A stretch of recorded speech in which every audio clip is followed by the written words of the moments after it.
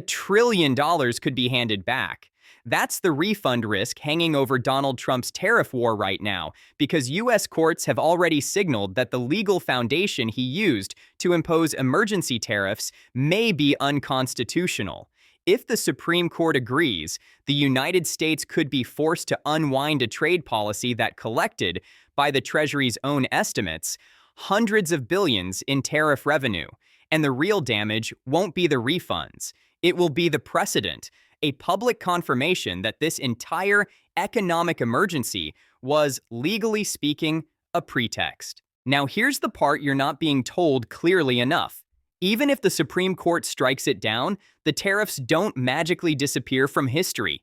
The costs have already been paid, supply chains have already been rerouted, trust has already been detonated, and Canada, America's closest ally, biggest trading partner, and the country we once treated as the northern wall of Fortress America, has already started building an exit plan. Stay with me, because by the end of this video, you're going to understand 3 things most people still don't grasp.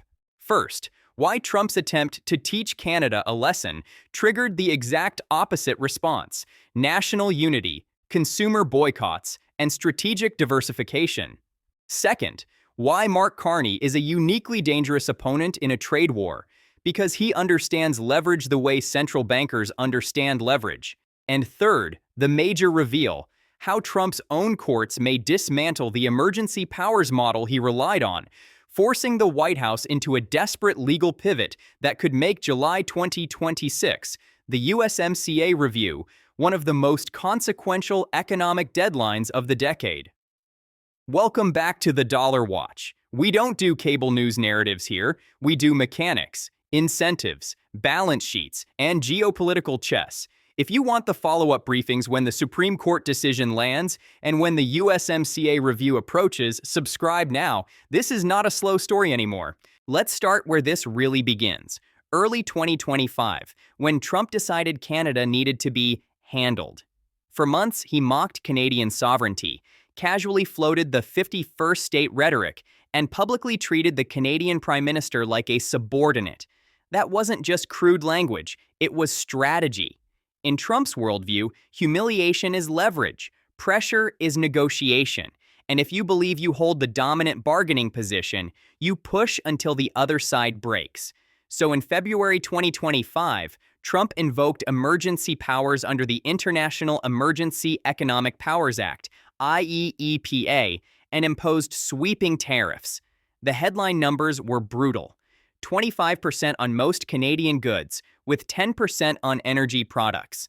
The stated justification was border security and fentanyl trafficking, but the data problem was immediate and obvious.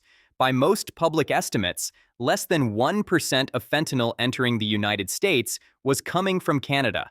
Canada is not the primary pipeline. It was, at best, a rhetorical prop.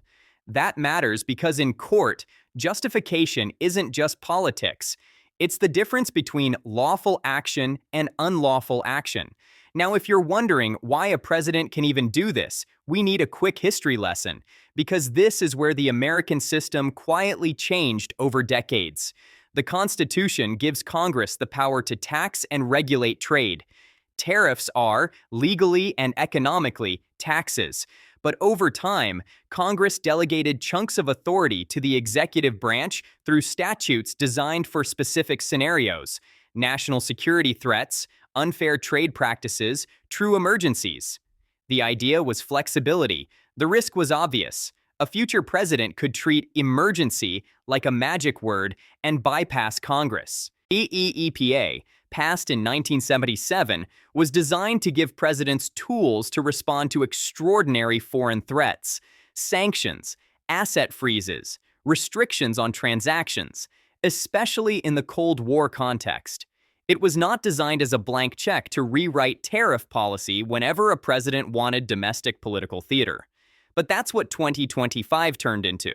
By August, Trump escalated further, reportedly moving tariff levels higher and threatening even more restrictions.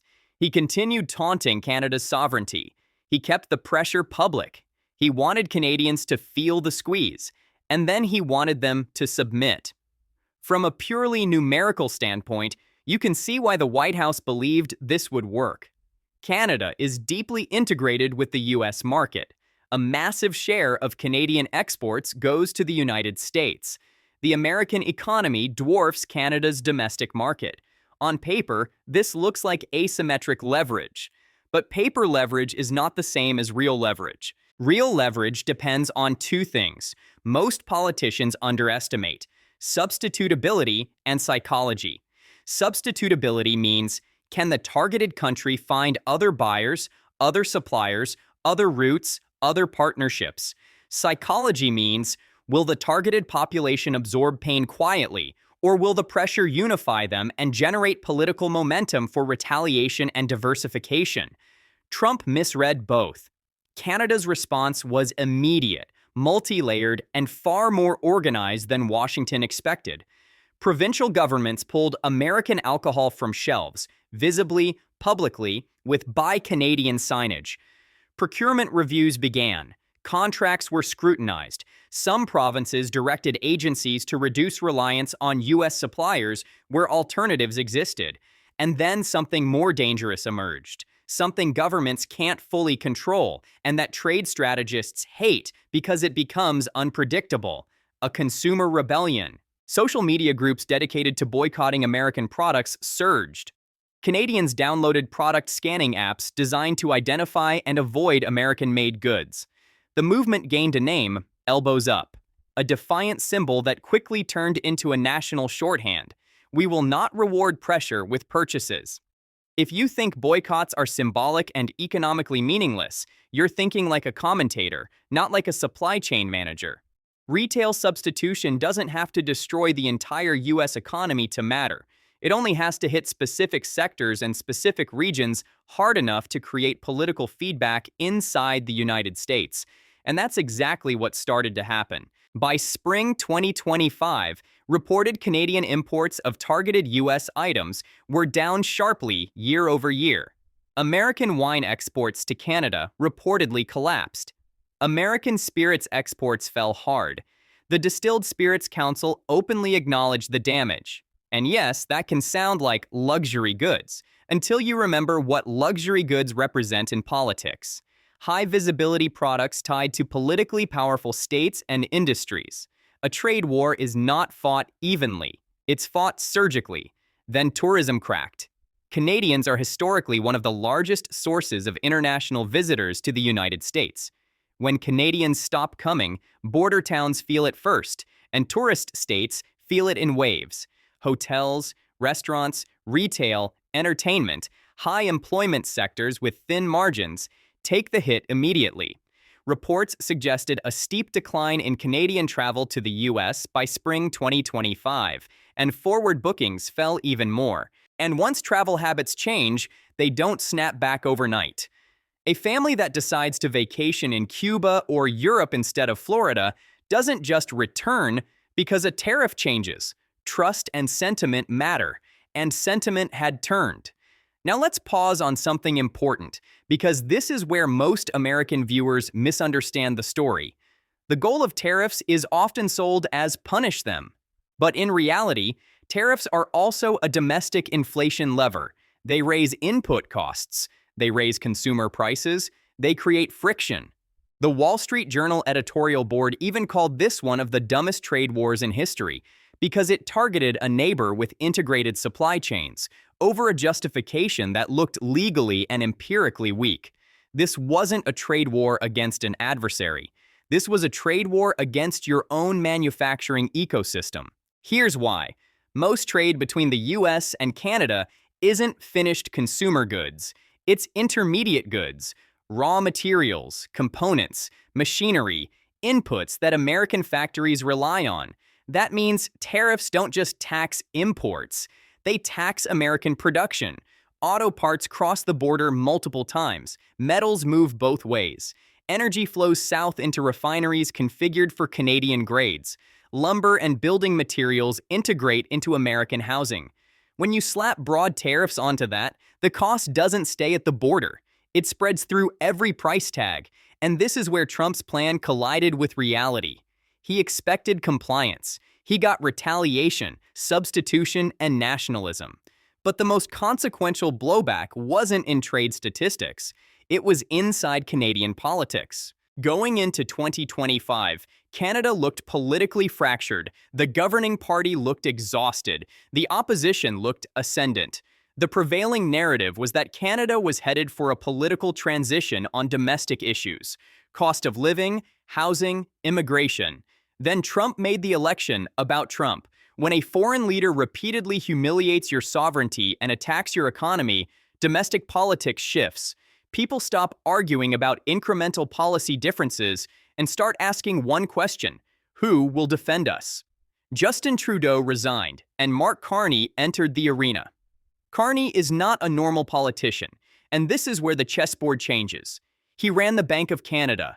He ran the Bank of England. He chaired the Financial Stability Board during the post-2008 era, when the global financial system was being held together by swap lines, emergency liquidity, and coordinated policy action. He understands money as power. He understands trade as leverage. He understands that dependence is not just an economic condition, it's a strategic vulnerability. And Carney's presence created a gravitational pull. Canadians wanted competence, not charisma. They wanted a leader who could stare down Washington without improvising. This is where Trump committed his second miscalculation. He assumed Canadian politics would remain Canada's internal affair, while he applied pressure from the outside. In reality, his pressure unified Canada and elevated the exact kind of opponent he least wanted: a disciplined, globally credible, technically fluent strategist. There's even evidence that Trump's team recognized the damage they were doing. For a period, Trump reportedly went unusually quiet about Canada, something that, if you've watched him for 10 minutes, you know is not natural behavior. That silence wasn't maturity. It was damage control. He had turned Canada into a rallying point against him, but the shift had already happened. Carney gained momentum, and Canada's political center consolidated around resistance rather than submission. Now we reach the moment that signaled Canada's new posture in the world. Davos, January 20th, 2026. Carney's speech wasn't just a Canadian speech. It was a warning to every mid-sized country living under the assumption that the US-led order will protect them.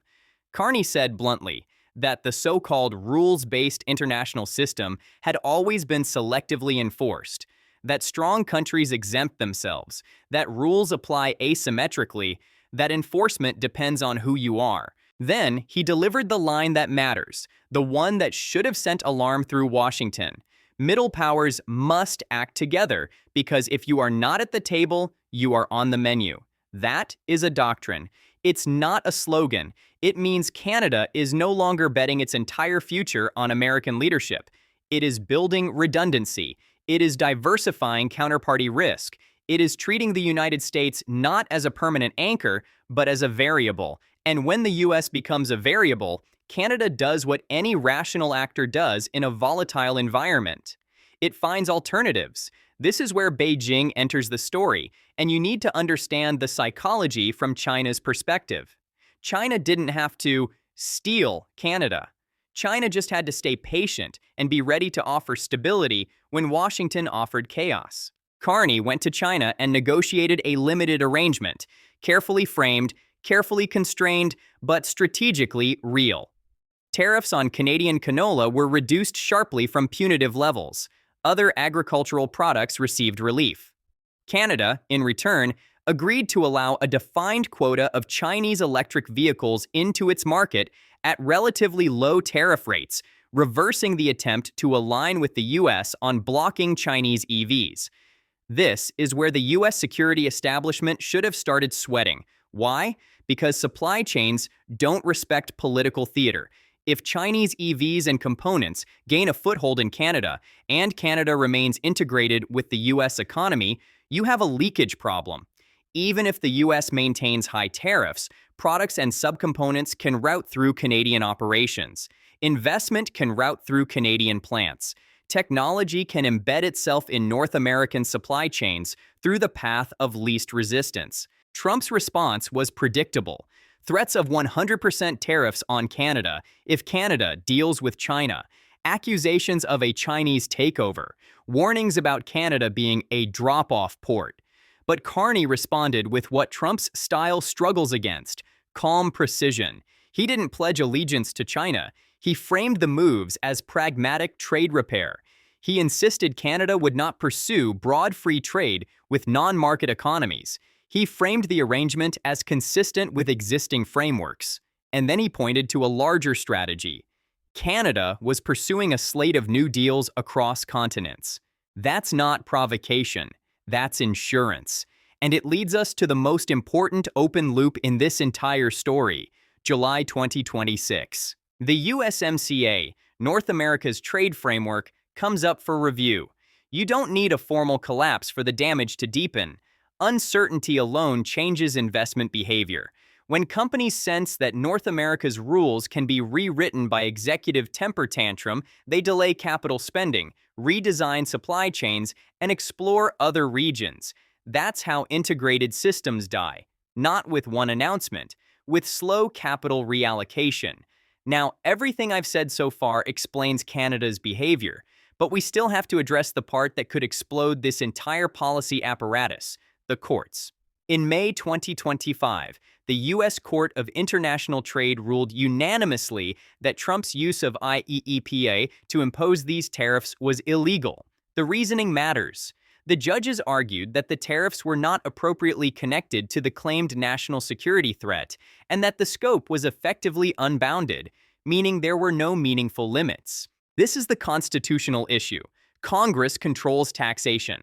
If the president can label economic discomfort as an emergency and impose sweeping tariffs without congressional approval, then the executive branch has effectively hijacked trade policy.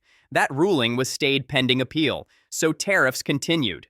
Then, in August, the Court of Appeals for the Federal Circuit upheld the lower court decision by majority, again, signaling the judiciary was not buying the emergency framing. So the administration appealed to the Supreme Court. Oral arguments reportedly took place in late 2025, and now the country is waiting. If the Supreme Court strikes down the tariffs, the immediate fiscal and administrative mess is enormous. Treasury officials have suggested total tariff collections under these authorities could be in the hundreds of billions, potentially up to around $1 trillion across the broader tariff regime, with a large portion potentially subject to refunds depending on how the ruling is structured. But the bigger impact is precedent. A Supreme Court ruling against the administration would draw a bright line. The president cannot unilaterally rewrite tariff policy by declaring an emergency without clear constraints, and that matters far beyond Canada. It determines whether future presidents of any party can bypass Congress and impose de facto taxes on the entire population using a legal loophole. Here's the darker reality, though. Even if Trump loses in court, the tariff instinct doesn't disappear. The administration has backup legal pathways. Section 232 of the Trade Expansion Act for national security-based tariffs. Section 301 for unfair trade practices. Other mechanisms. They are slower, more procedurally constrained, but they exist. So Canada can't simply wait for the Supreme Court to save it. Canada must act as though the United States has become structurally unpredictable. And that is exactly the lesson other American allies are learning too. This is how trust dies in geopolitics. Not because the US loses a war, because the US loses reliability. For 75 years after World War II, American power wasn't just aircraft carriers. It was architecture, alliances, treaties, trade frameworks, predictability. The system functioned because partners believed the US was stable enough to build their future on. When you weaponize trade against your closest ally using emergency powers, you signal to every other ally, your relationship with us can be turned into a liability overnight. Your dependence can be exploited. Your contracts can be revised by mood. So allies hedge. They diversify. They look for alternative markets, alternative security partnerships, alternative settlement channels, not because they love America's rivals, but because they fear America's volatility. This is the strategic own goal. China doesn't have to convince countries America is unreliable. America is doing it for them. Now, let's bring this down from the geopolitical level to the level that hits you, because I don't want this to stay abstract. When Canada boycotts American goods, specific American sectors take hits. Spirits, agriculture, tourism, border communities, real estate markets in Florida that historically relied on Canadian buyers. These are not theoretical models. These are small business owners, workers, families, places where a 20% drop in customers doesn't mean slower growth. It means layoffs. And on the Canadian side, yes, Canada also pays a price. Canada's economy is smaller, disruptions hurt, but Canada is doing something the US is not doing: adapting, building alternatives, rerouting trade, signing redundancy. And that's why Trump's approach has failed on its own terms. He wanted compliance. He got resistance. He wanted dependence. He triggered diversification. He wanted to demonstrate dominance. He demonstrated the limits of bullying. Now we arrive at the uncomfortable conclusion, and this is the part I want you to hear clearly. Even if Trump loses in November 2026, even if a successor tries to rebuild, the damage is not easily reversible. Trust once broken becomes a permanent discount applied to future agreements. Companies will remember. Governments will remember. Citizens will remember. Canadians will remember the humiliation rhetoric. They will remember the tariffs justified by fentanyl claims that didn't match the data. They will remember the 51st state mockery. That memory becomes policy over time, and Canada is already showing what that policy looks like. Polling suggests overwhelming Canadian support for relying less on the United States, not fixing the relationship, but reducing exposure. That is a profound shift. It means America's leverage over Canada is structurally weaker in the future, regardless of which party governs in Ottawa or Washington. So where does this leave us now, in early 2026? The tariffs remain in place as the Supreme Court deliberates. Canada continues diversification. Carney continues building international credibility as a leader of middle power coordination. Trump continues threatening escalation when Canada engages with China. And the USMCA review in July is looming like a deadline most Americans still aren't watching. If you want the simplest possible summary, it's this. Trump tried to squeeze Canada into submission using tariffs and humiliation.